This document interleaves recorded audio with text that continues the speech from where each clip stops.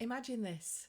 You're talking to someone and just before they reply to a question or they make a statement, they do this.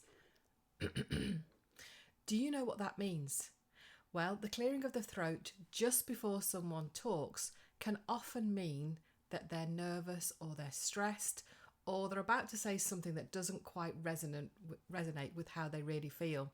That throat clearing, you've heard the phrase, the words got stuck in their throat, and that's literally what happens. The body physically gets the words stuck in their throat. So next time someone's clearing their throat and they haven't got a sore throat or a cough, then it could be because there's some stress or nervousness around what they're about to say.